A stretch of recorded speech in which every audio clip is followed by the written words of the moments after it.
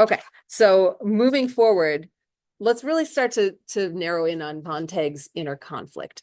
He's toying with some things that are bothering him. They're starting to come to the surface, but it's not a full blast all at once. Little discoveries are kind of starting to poke up into the surface for him. All right, he had chills and fever in the morning. You can't be sick, said Mildred. He closed his eyes over the hotness. Yes, but you were all right last night. No, I wasn't all right. He heard the relatives shouting in the parlor.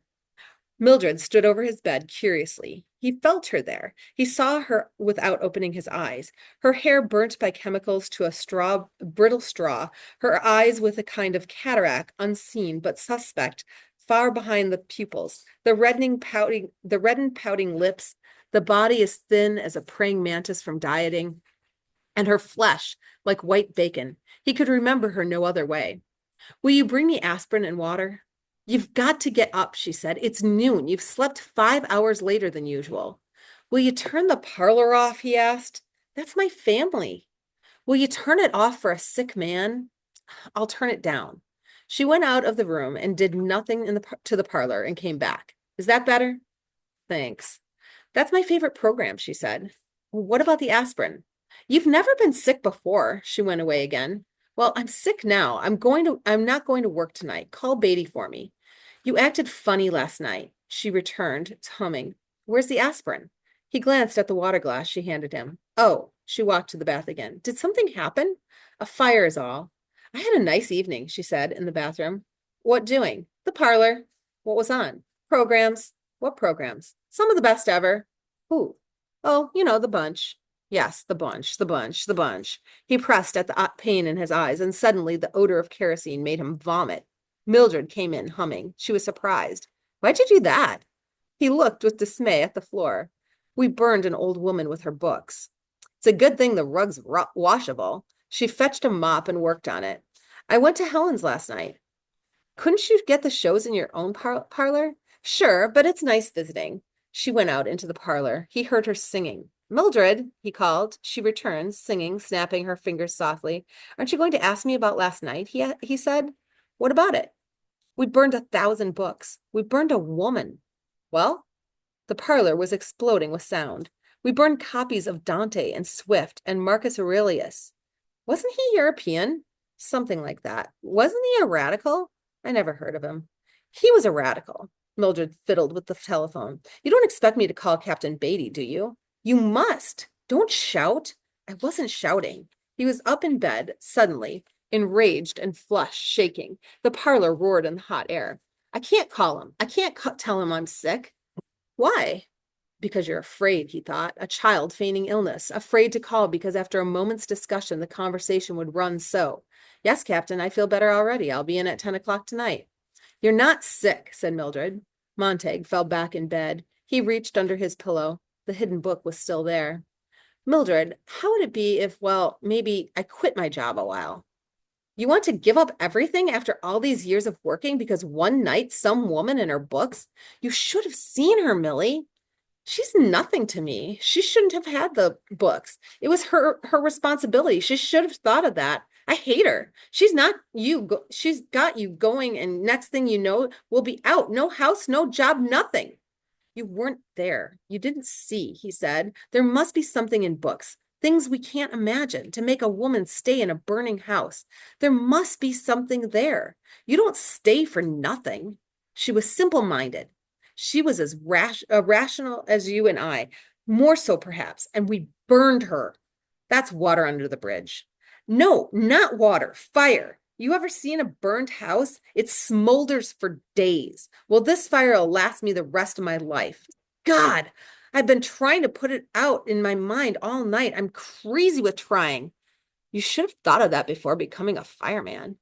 Thought, he said, was I given a choice? My grandfather and father were firemen. In my sleep, I ran after them. The parlor was playing a dance tune. This is the day you go on the early shift, said Mildred. You should have gone 2 hours ago. I just noticed. It's not just the woman that died, said Montag. Last night I thought about all that kerosene I've used in the past 10 years, and I thought about books, and for the first time I realized that a man was behind each one of the books. A man had to think them up. A man had to take a long time to put them down on paper, and I'd never even thought of that before. He got out of bed. It took some man a lifetime maybe to put some of his thoughts down, looking around at the world and life, and then I come along in 2 minutes and boom, it's all over. Let me alone, said Mildred. I didn't do anything. Let you alone? That's all very well, but how can I leave myself alone? We need not to be let alone. We need to be really bothered once in a while. How long is it since you were really bothered about something important, about something real? And then he shut up, for he remembered last week, and the two white stones staring up at the ceiling, and the pump snake, and the probing eye, and the two soap-faced men with the cigarettes moving in their mouths when they talked. But that was another Mildred. That was a Mildred so deep inside this one and so bothered, really bothered, that the two women had never met. He turned away. Mildred said, well, now you've done it. Out front of the house. Look who's here. I don't care. There's a Phoenix car just drove up and a man in a black shirt with an orange snake stitched on his arm coming up the front walk. Captain Beatty, he said. Captain Beatty. Montag did not move, but stood looking into the cold whiteness of the wall immediately before him. Go let him in, will you? Tell him I'm sick. Tell him yourself. She ran a few steps this way, a few steps that, and stopped, eyes wide, when the front door speaker called her name, softly, softly. Mrs. Montag. Mrs. Montag, someone here, Mrs. Montag, someone's here, fading. Montag made sure the book was well hidden behind the pillow, climbed slowly back into bed, arranged the covers over his knees and across his chest, half sitting, and after a while Mildred moved and went out of the room, and Captain Beatty strolled in, his hands in his pockets. Shut the relatives up, said Beatty, looking around at everything except Montag and his wife. This time, Mildred ran. The yammering voices stopped yelling in the parlor. Captain Beatty sat down in the most comfortable chair with a peaceful look on his ruddy face. He took time to prepare and light his brass pipe and puff out a great smoke of cloud. Just thought I'd come by and see how the sick man is. How'd you guess? Beatty smiled his smile, which showed the candy pinkness of his gums and the tiny candy whiteness of his teeth. I've seen it all. You were going to call for a night off. Montag sat in bed. Well, said Beatty, take the night off. He examined his eternal matchbox, the lid of which said guaranteed 1,000,000 lights in this igniter, and began to strike the chemical match abstractedly. Blow out, strike, blow out, strike. Speak a few words, blow out. He looked at the flame. He blew. He looked at the smoke. When will you be well? Tomorrow, the next day maybe, first of the week. Beatty puffed his pipe. Every fireman sooner or later hits this. They only need understanding, to know how the wheels run, need to know the history of our profession. They don't feed it to rookies like they used to. Damn shame. Puff. Only fire chiefs remember it now. Puff. I'll let you in on it. Mildred fidgeted. Beatty took a full minute to settle himself in and think back for what he wanted to say. When did it all start, you ask? This job of ours? How did it come about? Where? When? Well, I'd say it really got started around a thing called the Civil War, even though our rule book claims it was founded earlier. The fact is, we didn't get along well until photography came into its own. Then motion pictures in the early 20th century, radio, television, things began to have mass. Montag sat in bed, not moving. And because they had mass, they became simpler, said Beatty. Once books appealed to a few people, here, there, everywhere, they could afford to be different. The world was roomy. But then the world got full of eyes and elbows and mouths, double, triple, quadruple population. Films and radios, magazines, books leveled down to a sort of paste pudding norm. Do you follow me? I think so. Beatty peered at the smoke patterns he had put out on the air.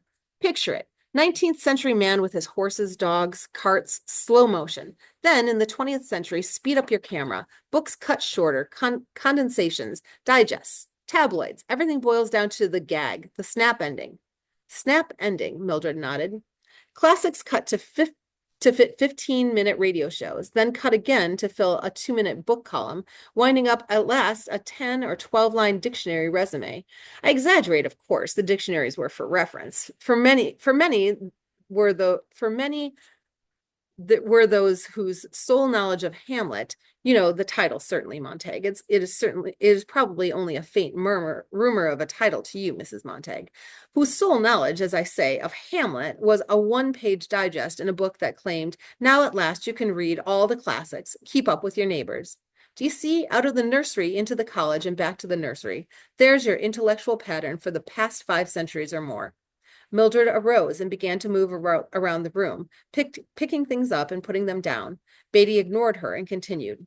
Speed up the film, Montag, quick. Click, pick, look, eye, now, flick, here, there, swift, pace, up, down, in, out, why, how, who, what, where, huh? Bang, smack, wallop, bing, bang, boom. Digest, politics. 1 column, 2 sentences, a headline. Then, in midair, all vanishes. Whirl man's mind around so fast under the pumping hands of publishers, exploiters, broadcasters, that the centrifuge flings off all unnecessary, time-wasting thought. Mildred smoothed the bedclothes. Montag felt his heart jump and jump again as she patted his pillow. Right now, she was pulling at his shoulder to try to get him to move so she could take the pillow out and fix it nicely and put it back. And perhaps cry out and stare or simply reach down her hand and say, "What's this?" and hold up the hidden book with touching innocence.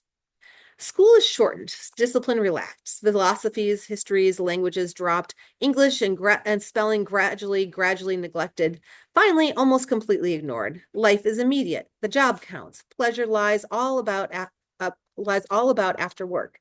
Why learn anything save pressing buttons, pulling switches, fitting nuts and bolts? Let me fix your pillow, said Mildred. No, whispered Montag. The zipper displaces the button, and a man lacks just that much time to think while dressing at dawn. A philosophical hour, and thus a melancholy hour. Mildred said, Here. Get away, said Montag. Life becomes one big pratfall, Montag. Everything bang, buff, and wow. Wow, said Mildred, yanking at the pillow. For God's sake, let me be, cried Montag passionately. Beatty opened his eyes wide. Mildred's hand had frozen behind the pillow. Her fingers were tracing the book's outline, and as the shape became familiar, her face looked surprised and then stunned. Her mouth opened to ask a question.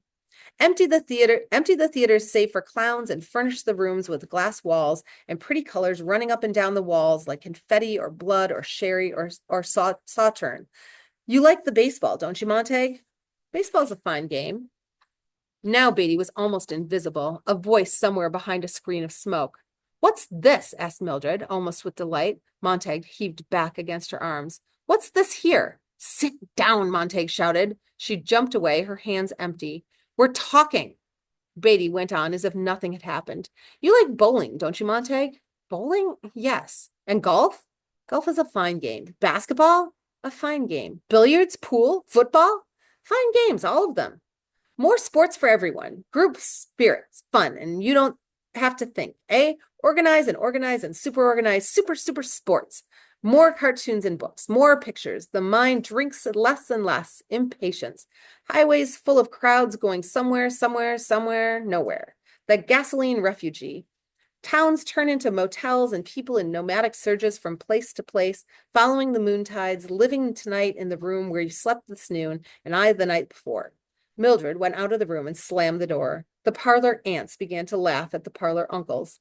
Now let's take up the minorities in our civilization, shall we? Bigger the population, the more minorities. Don't step on the toes of the dog lovers, the cat lovers, doctors, lawyers, merchants, chiefs, Mormons, Baptists, Unitarians, second-generation Chinese, Swedes, Italians, Germans, Texans, Brooklynites, Irishmen, people from Oregon or Mexico. The people in this book, this play, this TV serial are not meant to represent any actual painters, cartographers, mechanics, anywhere.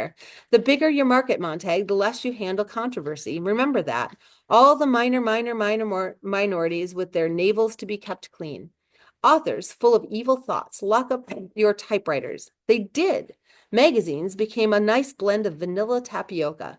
Books, so the damned snobbish critics said, were dishwater. No wonder books stopped selling, the critics said.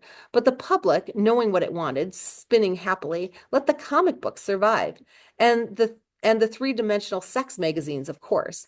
There you have it, Montag. It didn't come from the government down. There was no dictum, no declaration, no censorship to start with. No, technology, mass exploitation, and minority pressure carried the trick. Thank God. Today, thanks to them, you can stay happy all the time. You are allowed to read comics, the good old confessions, or trade journals. Yes, but what about the firemen then? Asked Montag. Ah, Beatty leaned forward in the faint mist of smoke from his pipe. What more easily explained and natural? Was school turning out more runners, jumpers, racers, tinkerers, grabbers, snatchers, flyers, and swimmers instead of examiners, critics, knowers, and imaginative creators? The word intellectual, of course, became the swear word it deserved to be. You always dread the unfamiliar. Surely you remember the boy in your own school class who was exceptionally bright, did most of the reciting and answering while the others sat like so many leaden idols hating him? And wasn't it this bright boy you selected for beatings and tortures after hours? Of course it was. We must all be alike. Not everyone born free and equal, as the Constitution says, but everyone made equal, each man the image of every other.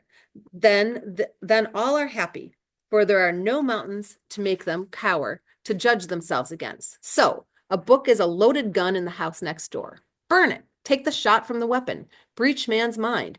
Who knows who might be the target of the well-read man? Me? I won't stomach them for a minute. And so when houses were finally fireproofed completely all over the world, you were correct in your assumption the other night, there was no longer need of firemen for the old purposes. They were given the new job as custodians of our peace of mind, the focus of our understandable and rightful dread of being inferior. Official censors, judges, and executors. That's you, Montag, and that's me. The door to the parlor opened, and Mildred stood there looking at them, looking at Beatty and then at Montag. Behind her, the walls of the room were flooded with green and yellow and orange fireworks, sizzling and bursting to some music composed almost completely of trap drums, tom-toms, and cymbals. Her mouth moved, and she was saying something, but the sound covered it. Beatty knocked his pipe into the palm of his pink hand, studied the ashes as if they were a symbol to be diagnosed, and searched for meaning. You must understand that our civilization is so vast that we can't have our minorities upset and stirred. Ask yourself, what do we want in this country above all? People want to be happy, isn't that right? Haven't you heard it all your life? I want to be happy, people say. Well, aren't they? Don't we keep them moving? Don't we give them fun? That's all we live for, isn't it? For pleasure, for titillation. And you must admit our culture provides plenty of these. Yes. Montag could lip read what Mildred was saying in the doorway. He tried not to look at her mouth because then Beatty might turn and read what was there too. Colored people don't like Little Black Sambo. Burn it. White people don't like Uncle Tom's Cabin. Burn it. Someone's written a book on tobacco and cancer of the lungs. The cigarette people are weeping. Burn the book. Serenity, Montag. Peace, Montag. Take your fight outside. Better yet, into the incinerator. Funerals are unhappy and pagan. Eliminate them too. 5 minutes after a person is dead, he's on his way to the big flu, the incinerators serviced by helicopters all over the country. 10 minutes after death, a man's a speck of black dust. Let's not quibble over individuals with memoriams. Forget them. Burn all. Burn everything. Fire is bright and fire is clean. The fireworks died in the parlor behind Mildred, and she stopped talking at the same time. A miraculous coincidence. Montag held his breath. There was a girl next door, he said slowly. She's gone now. I think dead. I can't even remember her face. But she was different.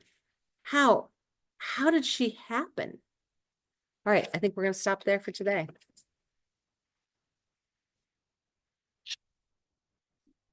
All right. No need to do anything